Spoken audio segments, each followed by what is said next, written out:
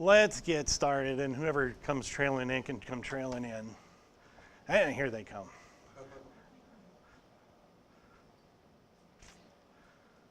Let's open up with a word of prayer real quick, and then we'll get started.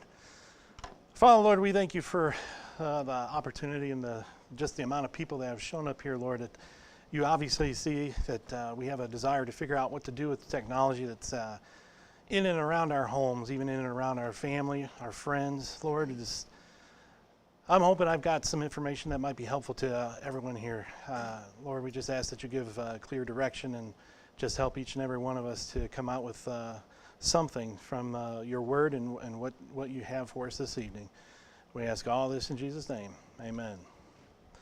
First off, I'm not scared to be up here.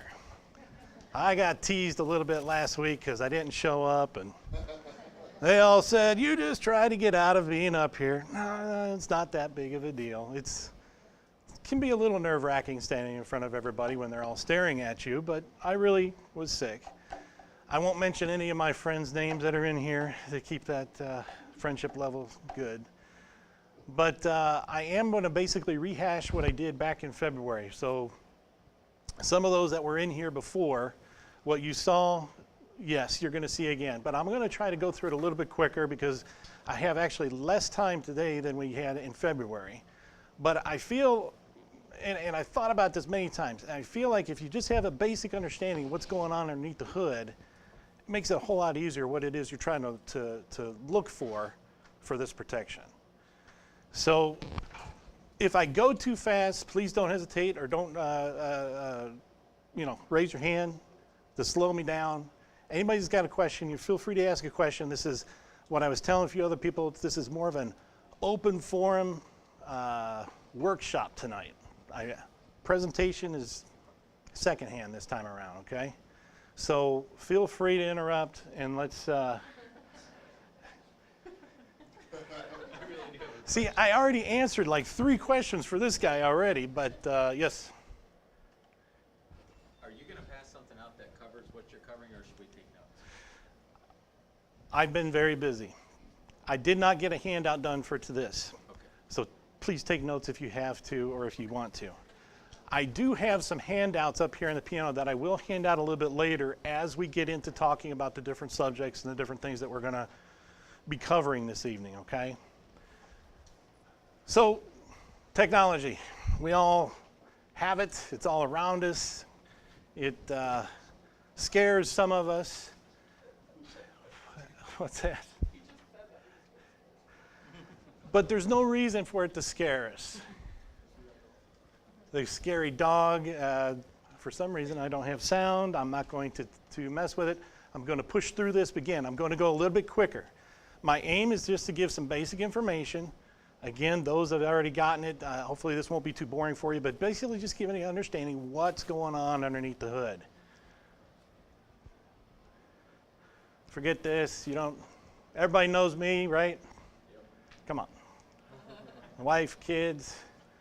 All right, so when we get into this thing, into technology, again, it's all around us. What are we going to be talking about? We're going to be talking about the stuff that we hear, which could be anything, then the stuff that we see, the stuff that we read. That's, of course, things that we hear, is everything that's coming through our phones, radio, TV.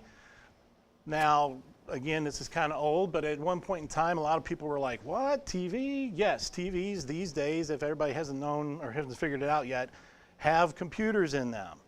If you ever hear of anybody talk about the smart TV, that's exactly what it is. The smart TV's got the little computer inside. All right, that's what makes it have the ability to do the different things for downloading movies that are being streamed, getting hooked up to your Facebook, and some of that other social media stuff. But that's also going to go underneath the things that we see, obviously, because of movies, television shows, anything that's part of a theater, as well as all our news. Things we read, again, cell phones come over to here because obviously we got our text messages, we got our news apps, got our computers, TVs again, tablets, and then the wonderful and most aggravating one, the PlayStations. All right. So my idea or my goal here is, again, just to simplify exactly what's going on underneath the hood. So as you can see, hopefully I'm going to simplify this for everybody. And hopefully this doesn't seem too stupid. But everybody knows what this is, right? We have a little Indian. Unfortunately, that's the only one I could find on the internet, and there's no way I had time to sit down and try to draw something. But what is he doing? Smoke signals. And with smoke signals, what was he trying to accomplish with smoke signals? Yeah. Some sort of warning or communication from either one tribe to another, or maybe to other hunting hunting expeditions, maybe, I don't know. Well, what is the difference between that and this guy? Does everybody know what this guy is doing? Morse code. What is Morse code? It's nothing more than audible sounds that are being transmitted through the airwaves in order to transmit data. Exact same thing that the Indian's doing. So what do these two guys have in common? They have, and I have no idea why he's in there, but basically patterns. You guys get that? They're patterns. Patterns of smoke, patterns of some sort of audible signal, or what we've got today, we got flashlights. You got high beam, low beam, and there's always that new emergency setting that does SOS, which again gets back into Morse code. But instead of using an audible sound, we're using light. Okay, is everybody grasping this concept? Everybody shake, shake, yes, yes. What is this? Binary code. Everybody knows what binary code is because it's all over the TV, it's all over the radio, it's all over movies and everything else. But does everybody or anybody truly understand what binary code is? No, neither do I. All I know is it's ones and zeros. Now, there are people that do study this. There are people that do try to actually write in this, but this is really, really crazy to do. This is what computers understand. How do they understand it? Well, they're plugged into electricity. The computers are doing the exact same thing that the Indian was doing, as well as the Morse code guy was doing, as well as the same thing that a flashlight's doing. It's doing nothing but accepting electricity, and it's controlling that electricity by on and off. And on and off creates the patterns that make up the data that the computer's actually using. Again, if there's anybody that's crazy techie in here that says, oh, you're absolutely crazy. No, this is a very simplified way of looking at what's going on under the hood of a computer. I'm not saying that it's scientific. I'm not saying that this is exactly what's going on, but it helps people understand what's happening when you're on your social media sites, when you're communicating people with over the phone or through text, or if you're just watching TV. So, this gets into the thing, well, okay, now that we understand what's going on in the computer, how is that being, broadcast to all of our devices? Well, we start off with our computer, right? And with a computer, we get another computer.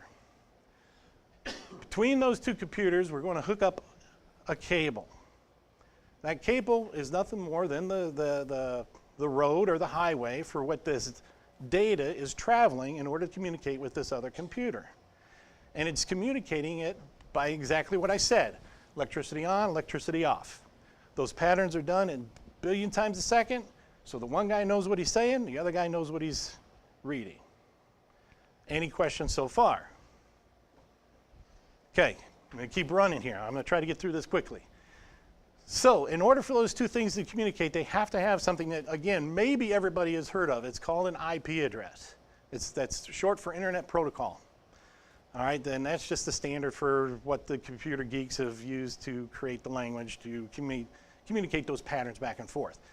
But if you think about it, it's the exact same thing if you had two houses side by side. How would you communicate with another house without an IP address or an address of some sort of knowing where that person lived, right? So again, basic information, basic understanding. So IP address formats, they're always in 4 digits and they're separated by periods. Again, things that you guys might have seen, maybe you haven't seen, or maybe you just gotten some sort of information on. This is the address of the computers. Every device, if you want to write something down, every device has to have an IP address in order to communicate with other devices. No address? How do you do it? Again, take this technology thing, bring it down to something more simplified. Think about your homes. How would you communicate with somebody you know if you don't know their address? Same thing with their telephone number. How would you communicate with them if you didn't know their telephone number? Networking continued. So instead of having the two computers tied together, we have thousands or millions of computers. How do we connect them together? We use this little box here that's called a switch. The switch is what routes those, that communication between one or the other. If we get rid of the computers and say, hey, well, let's add in our phones today, our tablets, our Xbox gaming systems. Again, you got the same situation. I'm jumping ahead. Instead of using wires, obviously we have wireless, but each device still gets an IP address. Now, one of the main things I want you to also know with this, and this is because, again, just bringing it down because you guys are going to see this. Everybody's already got this in their home more than likely. The wireless routers. You know, the switch had the 4 ports on it, which allowed me to connect all these machines. How does the wireless router work? Well, it sends out an audible signal. And how does it do that? Or what kind of signal is that? Essentially, it's, again, getting really simplified, Morse code. The beep, beep, beeps, the beep, beep, beeps, right? But the sound, you can't hear it. Only the computer's antennas can hear it. All right? So, any questions? You guys are getting this a lot better than the guys did last February. I had at least 10 questions by now. Come on. Go back. Like I said, everybody by now has this in their home. If you have internet, this is more than likely how you're getting it. This is what they call a modem. So we've talked about a switch, we've talked about a wireless router, and now I'm talking about a modem. Some of the differences are that the modem is nothing more than a communication device from your internet provider. That's how it's getting into your house. If you guys ever stop to wonder, how's internet or how's this stuff getting in? Well, it can come in over the phone, can come in over your cable line, or nowadays you can even do those the wireless phone boxes, whatever it's called. I forget now. No. Completely wrong. F. These are the boxes that are accepting that pattern of data and translating it to the data that you can use on your individual devices. Now, some of these devices, though, are combined devices. Instead of just the modem, because in the past you used to have the modem, then you'd have to have a router, and then you'd have to have a switch. The switch, again, is what allows you to connect more than one device. The router is the one that routes the information into all those other devices, but then the modem is the one that sends it out to the internet and brings it back in. Today, most of these devices, almost all of them, I know this one for sure, that one for sure, that one for sure, this one, some of these others might not be, but these are all in one units.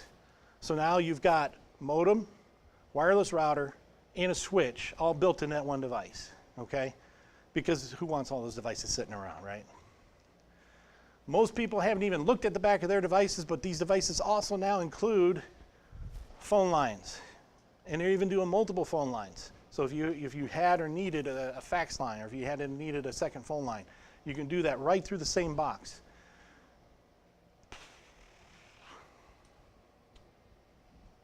Again, I have no idea why that's there, but that's our switch. Moving on, come on, come on, come on.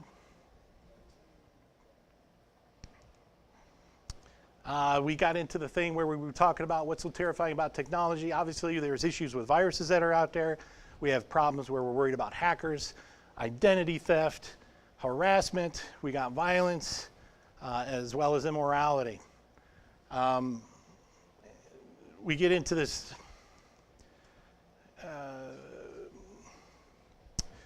Yeah, where was I going with that? I don't know. Let's keep moving. So the first thing we want to talk about is viruses. A lot of people, when they think about a virus or computer viruses, this is what they're kind of thinking of. Everybody knows that this is actually, bacterial viruses. Essentially, computer viruses got the name from this because it does the same thing. You have a little bad bacteria here attacking a good cell, and he's either going to destroy that cell or he's going to mimic that cell and become the same thing. Viruses do the same thing. They're nothing more than patterns of code that attack your system, and they try to take over the code that's already on there, and then they replicate themselves just like a real virus does. Come on. And then, of course, how do you know if you got a virus?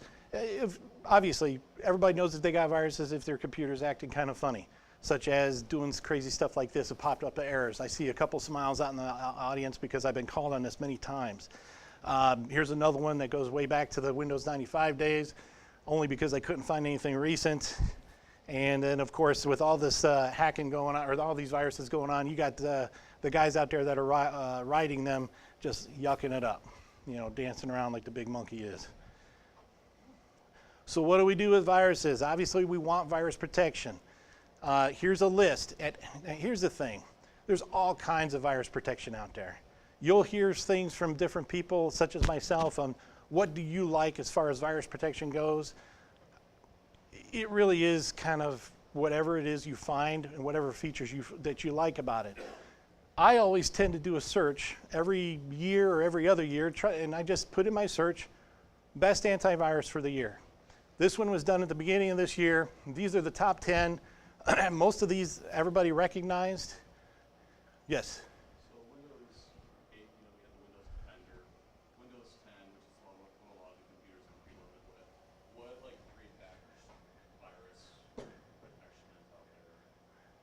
Is that a serious question, or are you trying to put me on the spot? No, I'm Right. serious. I know, as I said, it seems like they're phasing out Windows Defender. It's curious what this is. It's actually a good question because Microsoft actually is trying to get into this business.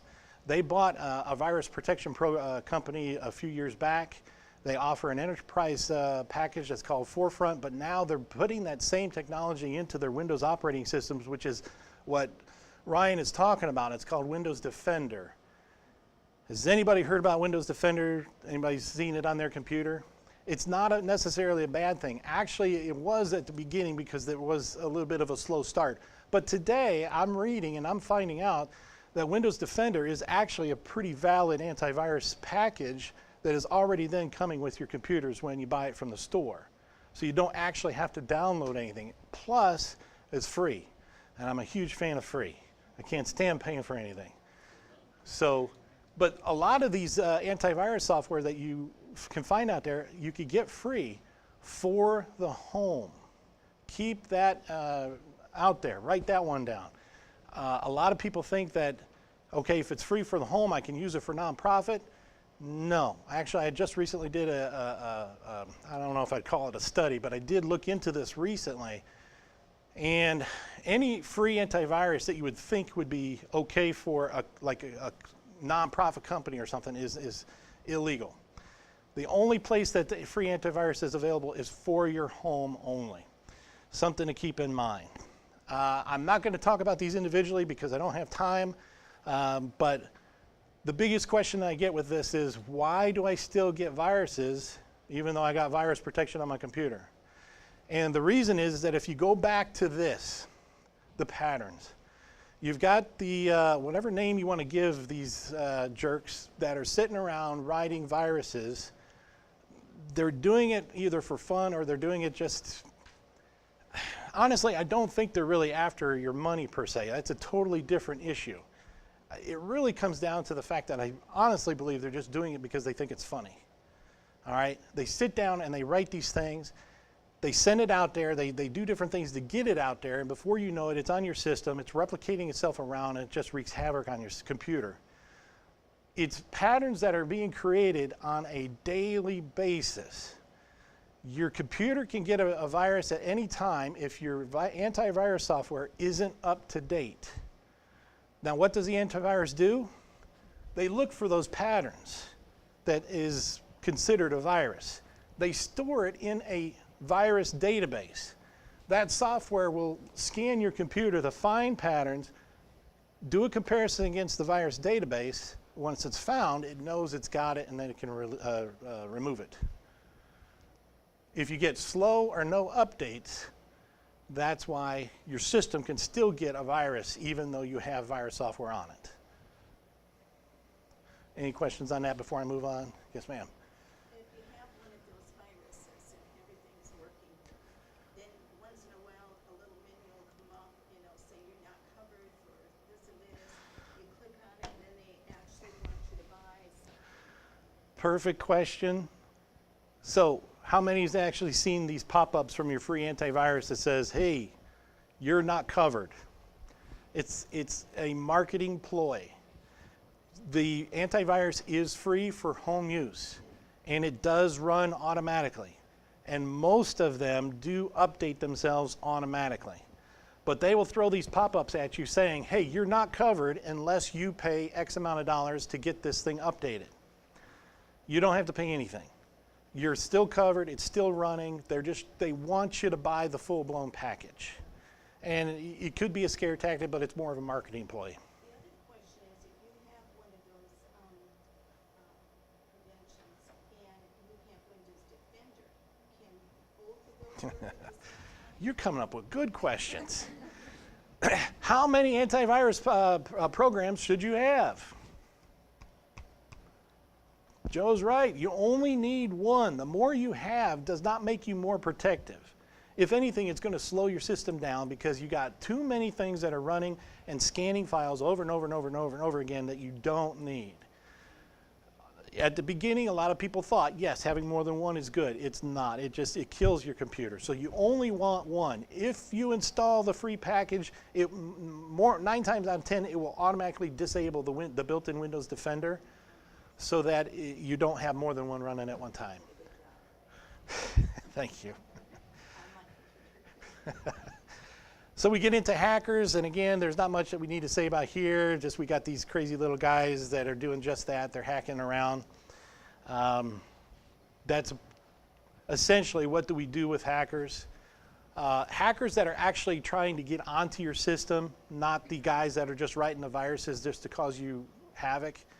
There's only one way to really protect yourself against them, and that's what's called a firewall. Has anybody heard of a firewall? Firewalls are just a cool name. Essentially, what you're looking at is a way of blocking all the different holes or different ways that somebody can get in and communicate with your system, okay? It could be applications, it could be just network protocols, whatever the case may be. Firewalls are meant to stop that communication to keep them out of your system. Again, something that today's operating systems is installed and set up pretty much automatically already. This one was going to require you guys to do some reading though. I honestly can't tell you that just don't ever look at it and don't ever worry about it. Firewalls, they do just that. They keep other people from getting onto your system, but you need to know how to configure them because every new application that you install will want to open a door to the internet. You need to make sure that that door is protected so that only the traffic that it needs to get out to is able to do that and nobody else can sneak in. All right, there's two types. There's, cool name for a process to block anything to get in your computer. Again, I was trying to be funny. Basically, the idea there is bad firewalls. Well, if you're not configured, then obviously anybody's going to be able to get around your firewall. When firewalls were first developed, they were nothing more but yet another box that you had to put in the chain of all the other boxes that you had in your house. That is not true today. They are built into the computers. They're software. This is a picture of nothing more than the standard firewall that comes with Windows right now. Again, not so good when it first came out. Still probably not the best, but it's not bad.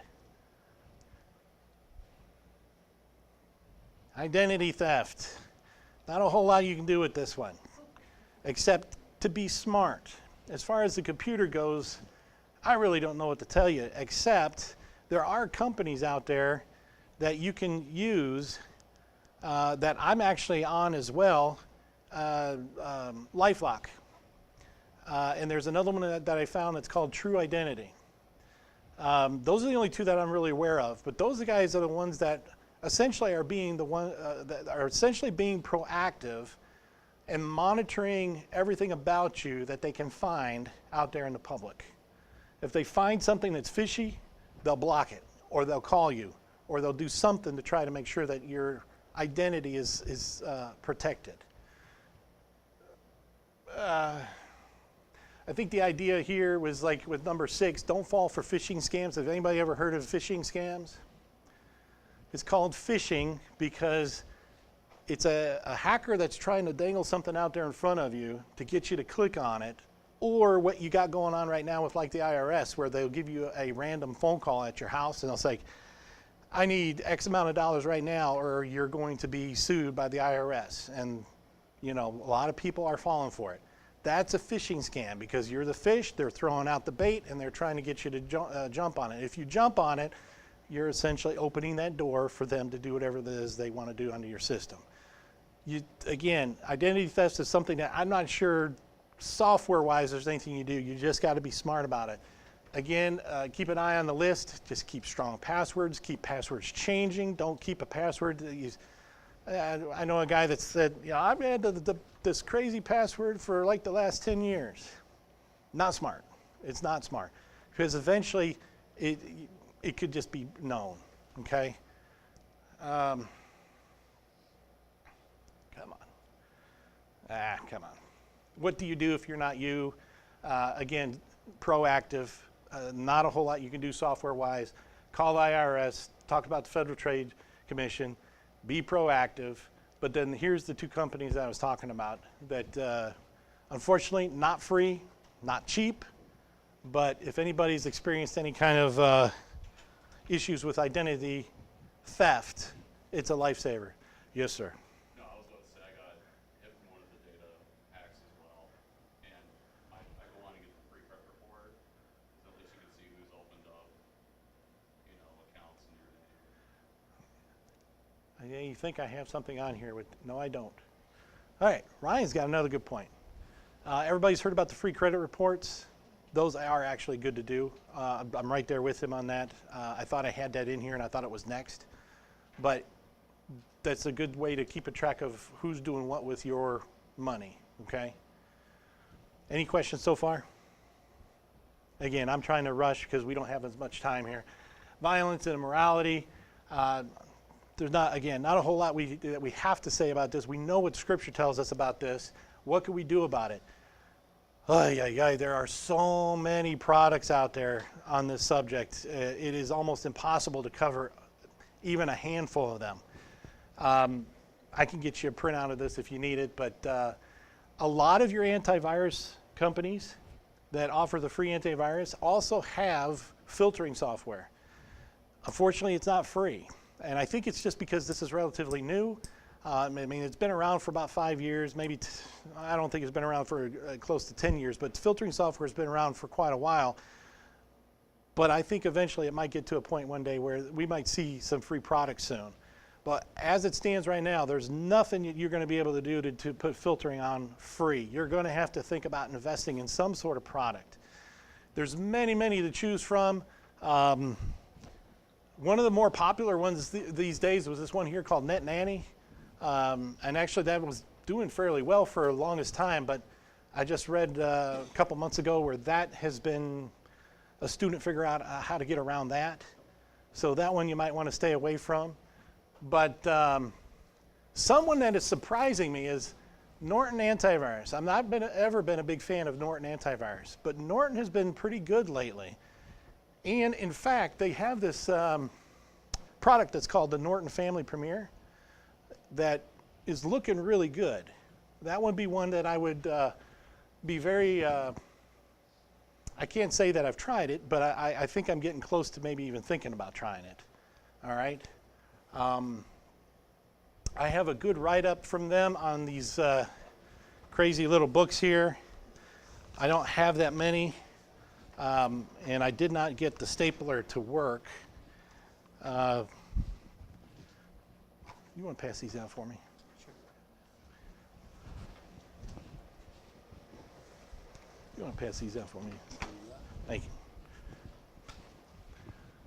But that Norton Family Premiere is one that I've been reading a lot about lately, and I'm liking it. This little pamphlet or book that's being passed out is actually from them. It's a very good read about all the stuff that we're talking about as far as securing and getting things ready for securing your systems with your family. It actually can lay it out a lot better than I can right now.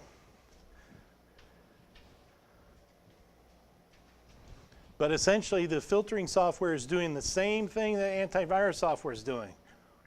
It's scanning your system for patterns against known words or images that you're wanting to try to block, and it's doing the best it can to block them.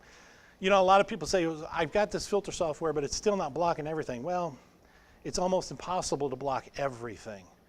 Yes, sir. There's one called OpenDNS is actually another one I was gonna point to there. Man, I didn't know I had a laser pointer. OpenDNS is another one that I was going to talk about here in a second. You know, when we talked about earlier on, when I said every device actually has to have an IP address, you know, if you didn't know somebody's address, where could you go to get it? The white pages, right? Same thing with computers. There's no possible way that we could memorize all these IP addresses for different devices that are going to be in and around a company, whether or even in your home. So the computers have come up with a white page server that's called a DNS server. It's short for domain name server. And it's nothing more than a name of a computer that equals this IP address that it's gotten, okay?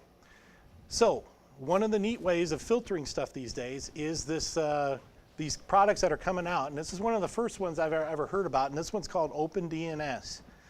They actually have a free account. This is another one why I like it. But the idea here is that you sign up, you create an account, and you're routing all of your internet traffic through them so that you can pick the different categories of the things that you want filtered out from the stuff that's getting into your home. Excellent product. We are actually using it here at the church, specifically over in the computer lab. But what do you do with your cell phones when you're out at McDonald's or Taco Bell? And not necessarily yours, but yes, yours, but more likely your children. Well, you can't route your traffic through OpenDNS because it's, not, at least not with the free one. If you want to get into a buy package, then you can look at setting up multiple networks and doing these different devices. But that's when things get a lot more complicated. This is actually the only true way I know that you can actually filter a gaming system, such as Xbox or PlayStation. These gaming systems are more than just gaming systems these days. Instead, you've actually got internet and texting and messaging and all kinds of other stuff that's on there. So with OpenDNS, you can block that information for your gaming system by going in and adding those categories or those internet URLs. I know I'm running fast, but is there any questions? Am I making any sense on that? Yes? Yes? Okay. What do we got next? Well, that next comes the thing is how do we deal with our TVs? Obviously, these have been around for quite a while. These are TV boxes. The most famous one is the TV Guardian. And again, I highly recommend them. I don't have one. I haven't had a need for it yet, but actually here recently, Tina and I have both been talking about getting one just because the ridiculous commercials are actually turning into be more worse than some of the shows that are out there these days. You know, we're trying to watch some family show and commercial comes on and it goes a complete 180 from something like really pure and nice to, you know, pits of hell. This is the only way I know that you can block TV issues if your TV is getting things through, say, the cable or a TV antenna. Essentially what the box does is it buffers the information onto it first before you actually get to see it. So it's trying to scan everything that's there so it can filter it out for you. Okay? Which is exactly what that says, blah, blah, blah, blah, blah, blah, blah. Now, what's really neat and what's really happening these days is streaming services where you can watch movies, TV shows through your computer or even on your TV, which gets back to the smart TVs. where they have the Roku apps or some of the other TV apps that are available on it. These guys aren't there yet, but these particular companies, ClearPlay, UFilter, and VidAngel, are trying to stream the internet data as it comes in and it gets to your TV or to these streaming apps. I absolutely love VidAngel. It worked awesome. Daggone Disney took them to court, got them hung up for about 10 months. They're back now, but they're different. Instead of being able to filter movies, they're live movies, they're more filtering just the streaming apps such as Netflix, Hulu, whatever else is out there. They do, or they are currently hooking up with the Amazon Prime, which is everybody familiar with the Amazon Prime where you can rent movies? They are hooking up with that, but there was something I read. I'm not sure if they're able to do the new movies that are coming out. I think they're 6 months behind still as far as that goes. ClearPlay was one of the first ones that came out and started doing this. Google actually bought them, but the same thing. Disney put them on hold. They've been on hold actually since last October. UFilter was fairly new, came out, and it was squashed very quick. But I just recently went and checked up on all these within the last few weeks. They're all back, and they're all back up and working. But again, not with anything that's new. They're only filtering the streaming apps. I guess it's something that they worked out. I don't know. I would highly recommend everybody checking into one of those and looking to see what you think about them. They're not free, but they're not crazy expensive either. VidAngel, I think, is at $7.99 or $9.99 a month, and it'll filter any of your streaming subscriptions that you might have out there. And that's all I have at the moment on this particular presentation. But, where are you at?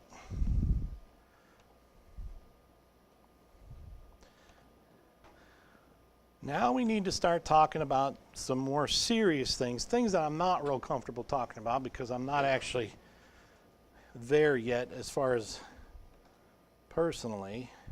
But what do we do with our kids?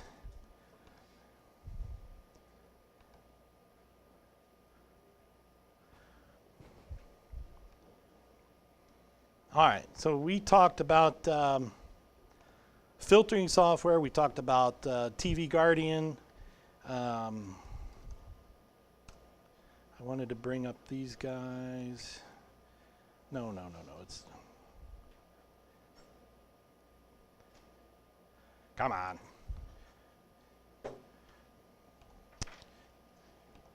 No, ain't it? Anyways, I'll get this here in a second. The biggest issue that we're fighting right now these days with all of this internet stuff is the social media area. And again, this is an area that I'm not well versed on because I'm not really in it. I know what it is, obviously. We all know what it is. It's actually a very useful tool. I've got no qualms or issues with any of them except it comes down to the spiritual aspect of how we deal with these products. One of the biggest problems that we have, and I don't have it, is technology addiction. And this is actually more of a problem with adults as well. But one of the biggest problems that we're having with our teens is technology addiction. That's why I don't have it. Pass that up. Yeah, I think. I wasn't sure how many was going to show up. So essentially, these are nothing more, the sheet of paper that's coming around is nothing more than things to look for in your teens to find out if your teen has an addiction with technology. Not just your teens, but also possibly your kids. It was kind of funny as I was trying to research this a little bit that the addiction actually goes all the way down to the 2 and 3 year olds. A lot of mom and dads are using this as kind of like a babysitter, kind of like they do with cartoons and so forth. But it was quite funny to see how some of these kids are reacting, specifically 2 and 3-year-olds that are reacting with the computers and the tablets as they're learning to play on them, as well as when mom and dad are trying to take it away from them. The hissy fits and the way that they're whipping the thing across the room, it's just like, you know, so much money these devices.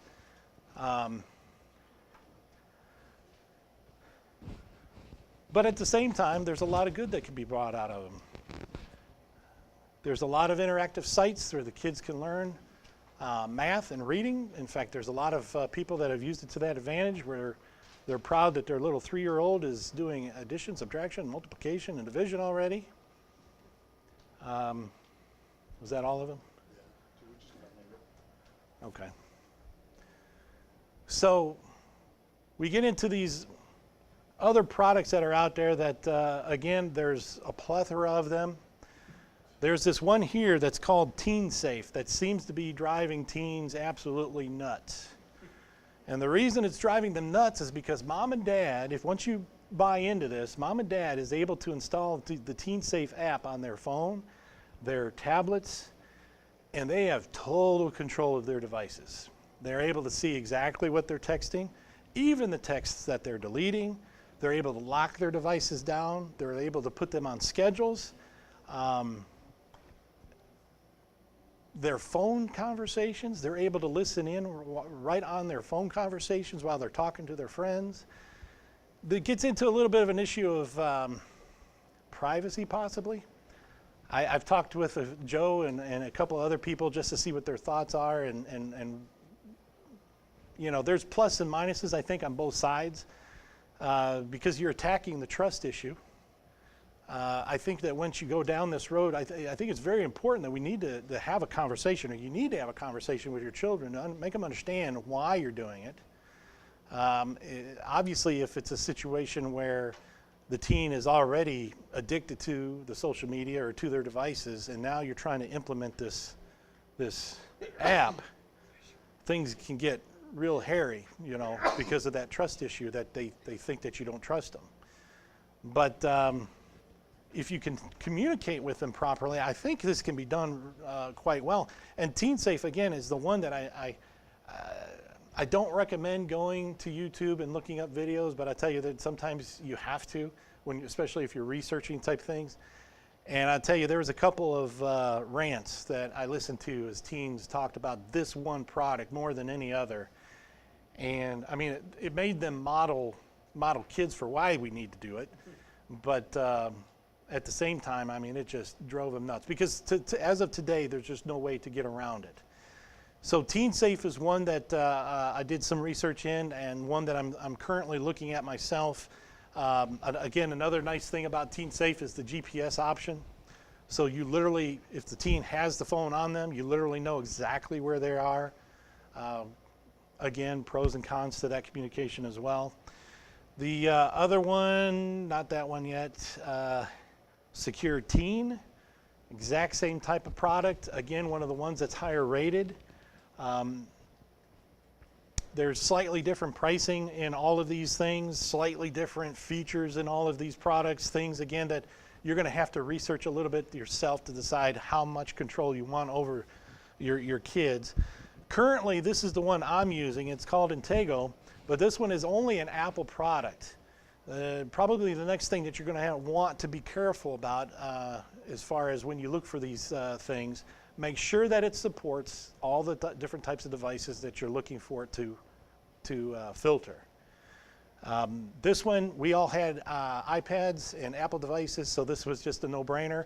Also, the $2.99 monthly fee was also the thing that caught my eye. So, and this has been working well for my boys. My boys, I've got 4. They have no desire to really be on the internet. They've got no desire to be on social media.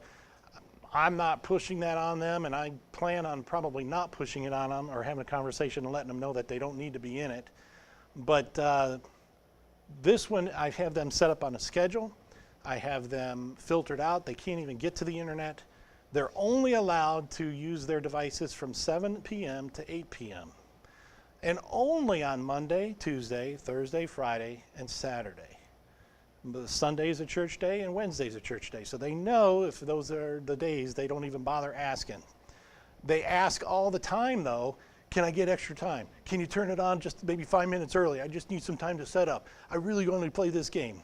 And I love it because I just sit back and say, nope. I don't remember the password, which I do, but I don't remember the password. I'm not getting into it. You know it comes on at 7. If you don't have your chores done, your dinner ate, your homework done, your teeth brushed, and whatever else we can come up with, they're not allowed to touch their device. And if they don't get that stuff done until, say, 7:15, well, that's on them. They have 45 minutes now to play. They are working the system, though, I promise you. They're coming at me these days, and they're saying, I missed 15 minutes. Can I get 15 minutes on the end? It's like, I don't know the password. I can't do it. But I've got a teenager that is getting, his friends are starting to get heavy into the social media, and so he's asking questions. So that's something I got to deal with, and that's why I'm thinking about looking at one of these other products. Last product I'm going to talk about, since the time's almost gone here, is this guy right here that's called mSpy. mSpy and TeenSafe are almost identical, but mSpy really takes it to the max. mSpy can actually be installed remotely, secretly. The teen doesn't even know it's on there. And again, in my personal opinion, I'm not sure this is the best way to go without discussing it with your children. But this one covers all bases. You can lock their phone. You can turn their camera on and watch whatever it is they're doing wherever they're at. You can speak to them through their speaker, through the speakerphone that's on the phone. You can turn the device off and turn it on. It's some of the stuff I've read about this product just, I don't know, it's kind of scary. Yeah, again, there's things that you really want to talk about. What's funny is when I was researching this one, husbands were doing it to their wives and wives were doing it to their husbands.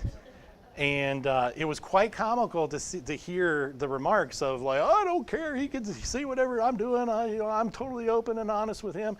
And then I read where marriage didn't last but 2 weeks after that, and then they were done. So there's definitely some things that needs to be thought out, some things that need to be prayed about, and conversations that need to be had with all of these products when it comes to your teens. It comes to 2-3-year-olds, 5 all the way up to the pre-tweens.